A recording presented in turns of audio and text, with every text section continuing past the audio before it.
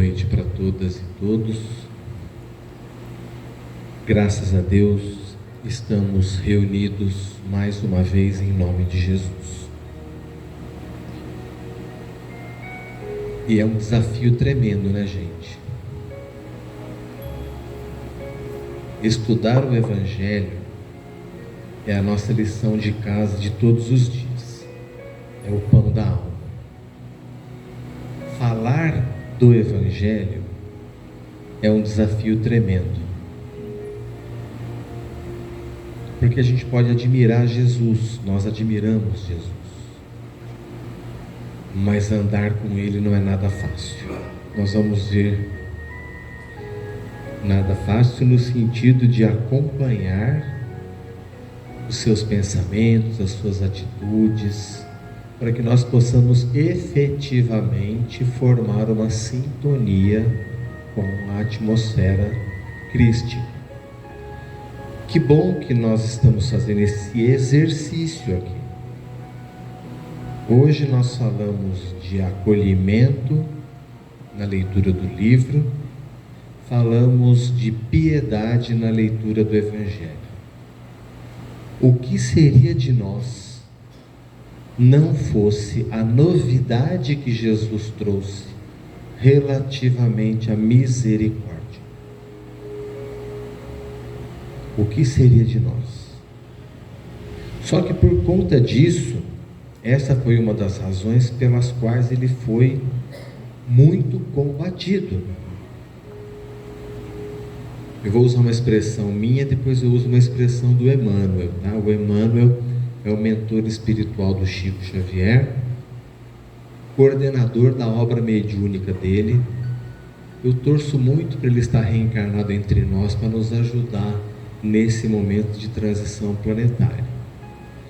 Por conta da misericórdia, chamavam Jesus de pamonha. Não, alguém de pamonha? Não era um pamonha, né? Essa palavra é minha. Emmanuel diz que os fariseus combatiam Jesus com toda a força porque ele amolecia o caráter da juventude judaica. Se nós pegarmos lá no belíssimo romance Paulo e Estevão, nós vamos ver Emmanuel nos contando esse momento mesmo, porque um dia o Emmanuel se aproximou do Chico e disse: Chico, você vai precisar psicografar algumas passagens em forma de novela, portanto romance, contemporâneos de Jesus. E o Chico: mas eu, um regador de alho, eu ajudo meu pai a vender bilhete do jogo do bicho, vou psicografar livro a respeito de Jesus? Só que tem uma coisa, Chico, você vai precisar melhorar o seu padrão de vibração espiritual. Eu acho o máximo isso. Se o Chico precisava melhorar o padrão de vibração espiritual para melhor perceber a inspiração, né, para melhor perceber as luzes com as quais ele iria ter que trabalhar e colocar num livro para que nós pudéssemos nos iluminar, imagine nós. Mas tudo bem, estamos aqui em busca de refazer as nossas forças espirituais, né, restaurar as nossas forças espirituais e consequentemente mesmo, restaurar a nossa saúde física, em busca desse equilíbrio, em busca desses recursos que a nossa medicina terrena ainda não tem, mas a medicina divina infinitamente tem. Então, sem a misericórdia que Jesus de Nazaré vem trazer àquela realidade, a gente estava lascado, gente. Porque nós somos imperfeitos. Tudo bem que a gente escolheu ser imperfeito, porém útil, e isso já é um grande passo. Com todas as nossas imperfeições, nós conseguimos ser úteis, sempre. Uns mais, uns menos, e por isso que Jesus faz uma revelação, dizendo que muito será pedido a quem muito foi dado. Porque uns mais, outros menos. A gente tem que convir que muitos dos reencarnados aqui na Terra não têm as condições que nós temos. Condições básicas de dignidade de no final de um dia tomar um banho. Aquela água gostosa caindo, com os olhos abertos, lava o olho, põe uma roupa, toma um café. Muitos de nós, que são filhos de Deus igual a gente, sem nenhuma diferença com relação à paternidade, mas com toda a diferença com relação ao que fizemos das experiências que precederam essa daqui. O Evangelho de Jesus, com todo respeito às outras tradições, não faria o menor sentido não fosse a doutrina da reencarnação. Não faria o menor sentido, porque não teria como explicar tanta diferença no efeito que nós percebemos na vida em sociedade. Me desculpem, acho que o mês passado eu citei o caso de Gaza. As crianças morrendo congeladas no colo da mãe. E qualquer discussão que nós levarmos adiante aqui, não é o dia, não é o lugar, professora. Não é o dia, não é o lugar, mas qualquer discussão que nós levarmos aqui no campo das relações internacionais, no campo das forças de guerra, nós podemos discordar absolutamente de tudo, nós podemos convergir em muitas opiniões, mas a pergunta que fica é: e aquelas crianças? Que culpa elas têm? Eu sempre repito aquela pergunta feita por um filósofo materialista argentino, Ernesto Sábato, que dizia resumidamente isso: nós adultos, alguma responsabilidade a gente tem, e cá entre nós espíritas, toda responsabilidade a gente tem. Mas ele disse: nós adultos, alguma responsabilidade a gente tem, mas as crianças, que culpa tem as crianças? Então, que importância nós temos que dar a esse momento, a essa questão da misericórdia, porque Moisés trouxe uma noção muito rígida e bonita de justiça. Não tem problema algum com a questão da justiça, muito pelo contrário. É uma conquista da alma ser justo. Mas somos imperfeitos. Quer ver um exemplo? Tem uma passagem dos Evangelhos que Jesus diz assim: quando você comparecer ao templo para orar e fazer uma oferenda, e você tiver alguma coisa contra alguém, deixa a oferenda, vai se refazer com essa pessoa e depois você volta. Vocês preferem sair daqui de mão dada ou vamos cada um? Porque podemos todo mundo ir embora agora. Todo mundo. Mas tem a questão da misericórdia. Olha, dá para fazer de pouquinho. E eu acho interessante, depois desse exercício que nós fizemos aqui de meditação, as leituras, o acolhimento, e mesmo agora, e mesmo ao sairmos daqui, percebe como nós estamos modificados pelo campo vibracional. Eu vou propor um exercício para vocês fazerem agora. Tentem imaginar agora alguém que foi desleal, um desafeto, alguém que a gente não vai muito com a cara.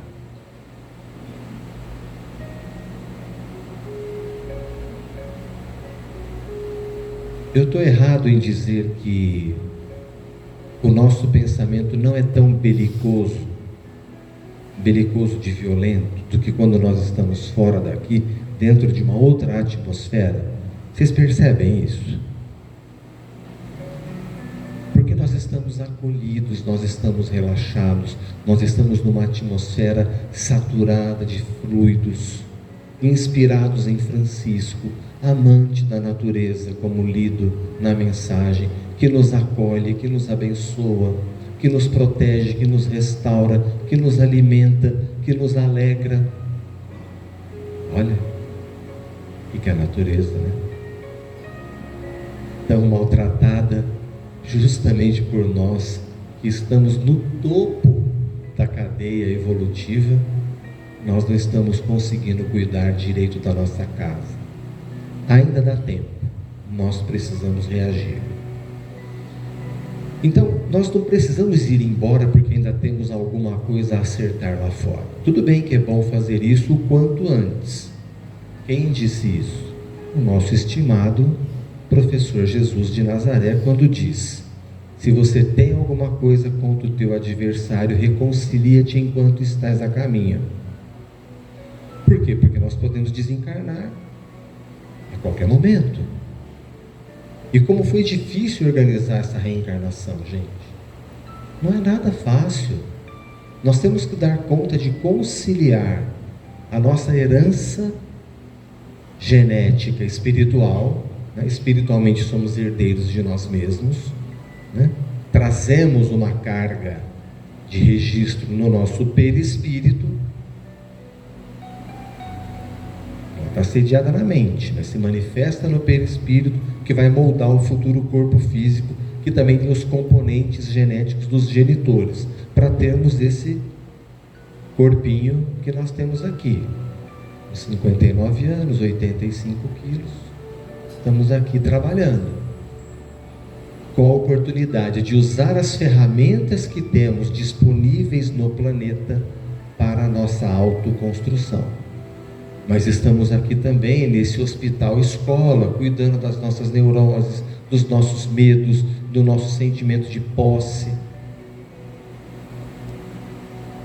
vivendo com aquilo que trazemos. Ótimo.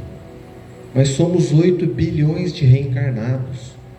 No livro Roteiro do Emmanuel, que eu recomendo muito a leitura, ele fala que somos 20 bilhões de desencarnados. Isso em 1952. Não tive notícia na doutrina de outra informação.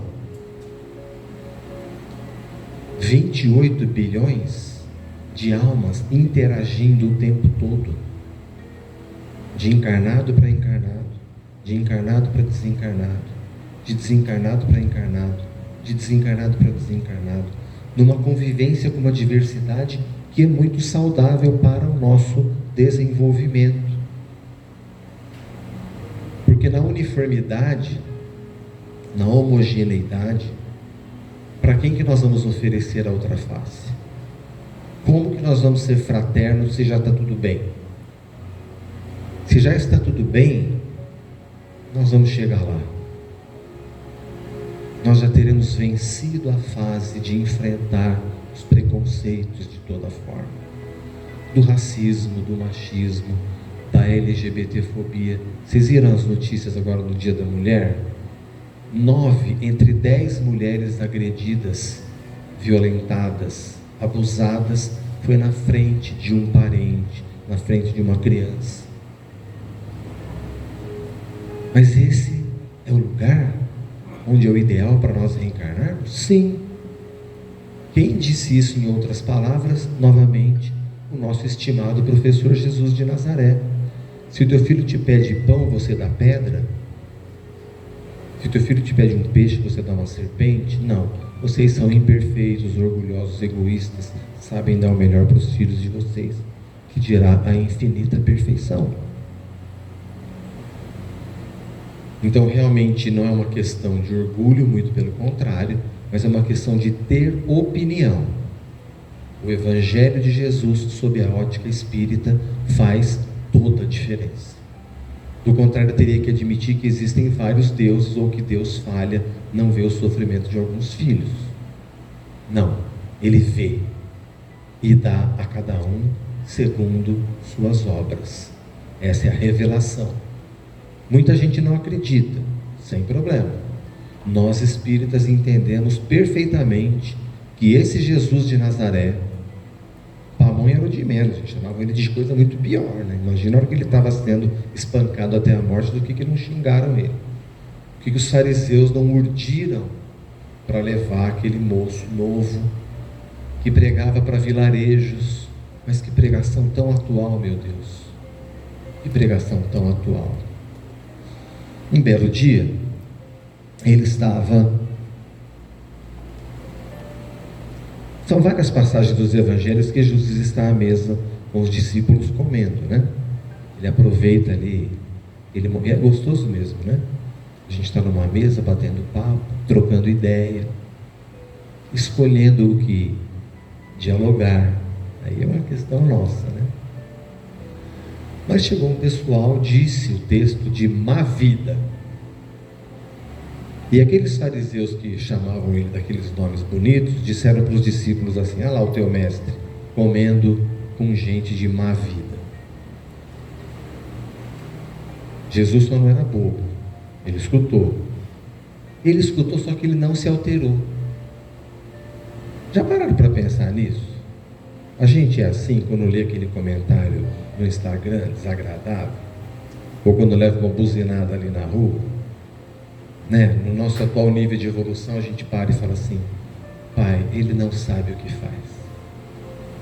É assim? Jesus não se altera, e eu acho isso muito inspirador para a gente aprender a contar até 3, até 10 e não perder o equilíbrio. Ele não se altera e responde assim: o médico não vem para o são, o médico vem para o doente. Então é para quem, gente? Para nós. Né?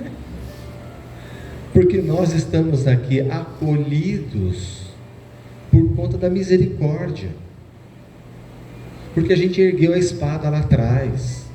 Guarda a tua espada, Pedro, porque aquele que faz perecer pela espada perecerá. O tempo inteiro Jesus recomendando a paz. Mas se a violência nos alcança hoje, é fato deduzirmos que em algum momento erguemos a espada. E está tudo bem com isso, porque olha a chance que nós tivemos aqui. Apesar das nossas imperfeições, apesar de termos transgredido leis, Deus acreditou em nós e disse: olha aqui uma oportunidade. Eu digo isso para os meus obsessores. Eu falo: gente, não está fácil. Eu sei que eu errei lá atrás, eu devo ter cometido, mas eu tive uma chancha e eu vou honrar essa chancha. Com muita dificuldade, mas também com muita alegria. Porque a alegria reside na simplicidade. Mas, gente, né?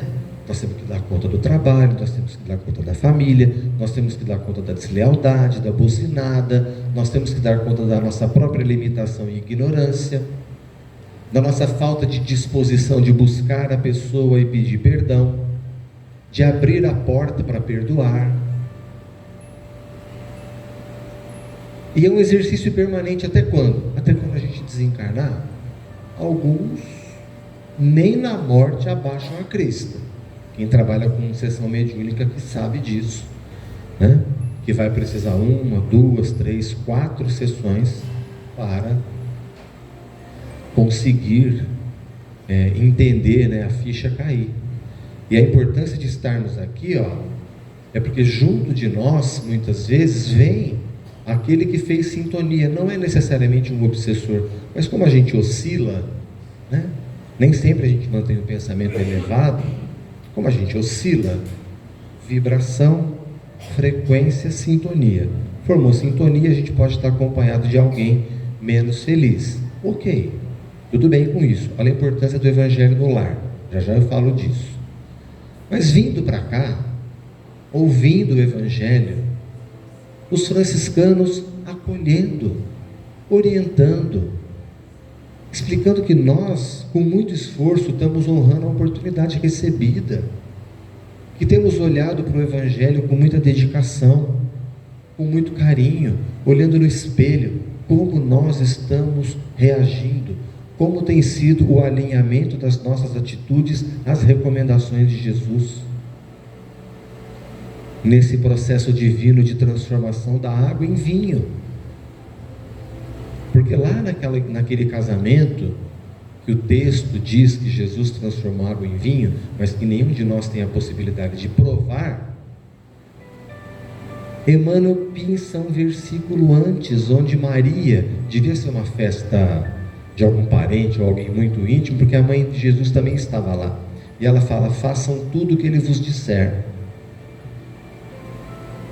Antes da operação do fenômeno, façam tudo o que ele vos disser. A gente não faz tudo o que ele diz, e está tudo bem com isso, mas está tudo bem dependendo do nosso esforço. Vamos lá. Ama o teu inimigo. Bendiga aquele que te calunia. Ora por aquele que te persegue. Ofereça outra face. Perdoa 70 vezes, 7 vezes, incondicionalmente. Por aí vai. Percebe que o evangelho dele não faria o menor sentido sem a reencarnação? Porque muitos de nós desencarnamos sem sequer cogitar dessas questões. Mas nós estamos aqui nesse esforço da renovação, do entendimento, nesse esforço de trazer para cá junto de nós um possível irmão, irmã, mal esclarecidos, para ser acolhido no campo da espiritualidade, para a tomada de consciência e de trabalhos que também vão favorecer esse irmão, porque a misericórdia é para todos. Não foi Jesus que disse: Deus não quer a morte do pecador, mas seu arrependimento? Que a chuva molhe o solo do justo e do injusto, a terra do justo e do injusto, que o céu aquece o justo e o injusto. Os fariseus ficaram bravos com isso, mas não, sem a misericórdia não teria como. Eu já falei várias vezes aqui, desde quando estávamos na Plínio de Castro Prado. Plínio? Era? Arnaldo Vitaliano. A Plínio subia, Arnaldo Vitaliano. Eu já dizia isso várias vezes aqui. Sem a questão da misericórdia. Vamos relembrar a parábola do filho pródigo? O reino do céu se assemelha a um senhor que tinha 2 filhos.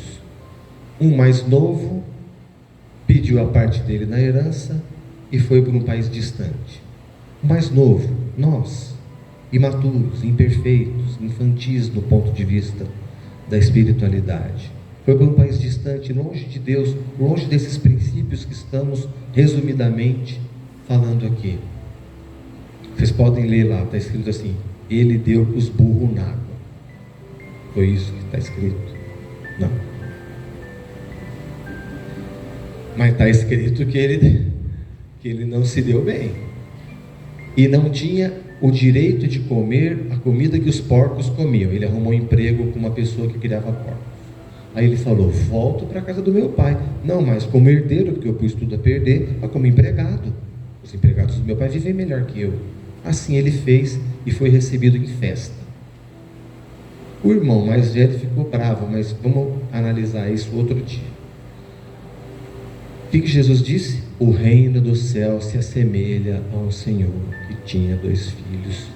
Aquele que errou se arrependeu e foi recebido com festa. E está plenamente em linha com aquela outra fala dele: das ovelhas que meu Pai Celestial me confiou, nenhuma se perderá.